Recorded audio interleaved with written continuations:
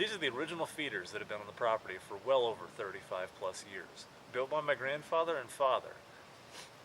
As you can see, it's well past its prime, having provided many tons of corn and other feeds over the years.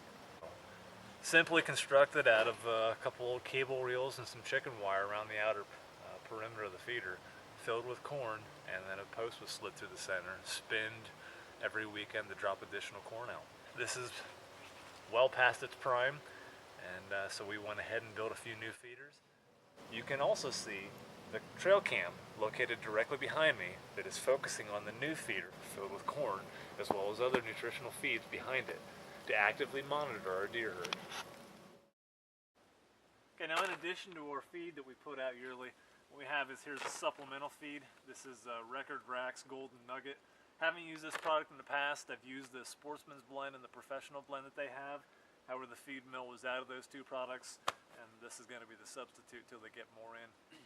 This has a higher fat, higher protein content to it, and it's just a little bit more nutritious than just the general corn feed.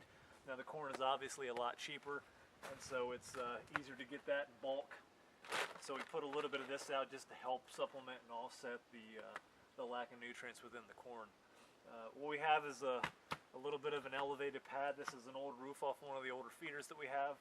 Keeps the supplemental grains off the ground, keeps them from getting wet.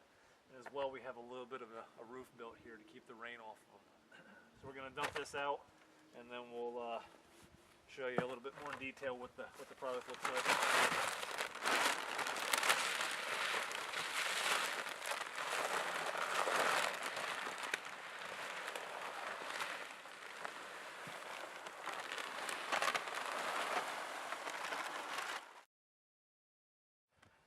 One thing we noticed here, not being on the property for a couple days, that the rotary feeders that we'd set up last week with the corn had two supports, and obviously they were a little past their prime and snapped, and the feeder dropped to the ground.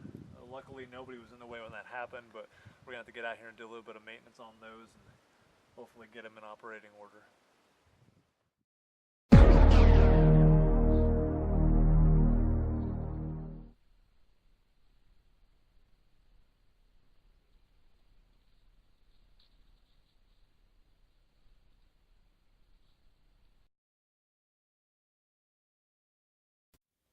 Hi, welcome.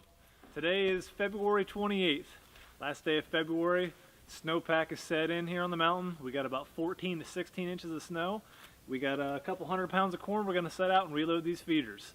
As you can see, with the significant snowfall we've had up here, utilizing the truck to get out here was not an option, so we fired up the John Deere and worked our way up on top of the mountain with it. So let's get the feed and load these up.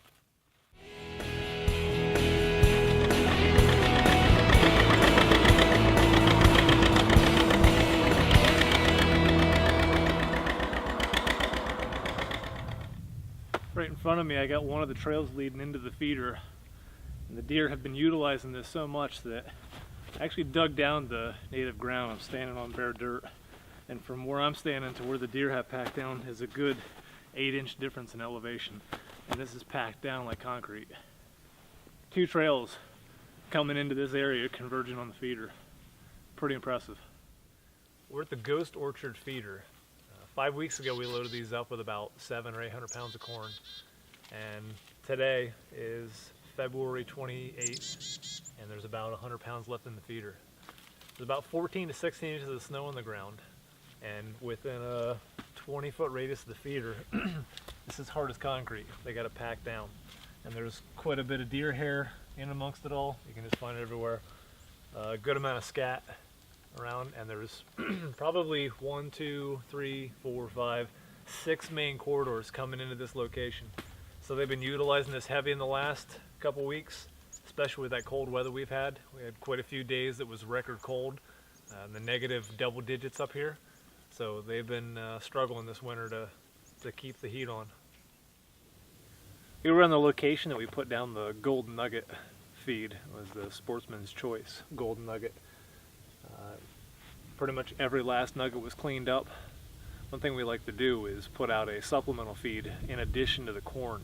Corn has a very minimal nutrient content to it, and so you don't want to have the deer be relying on just the corn for feed. So with the colder weather we had, negative double-digit temperatures, we put out the golden nugget, which has a higher crude fat and protein content that helps supplement the deer's diet.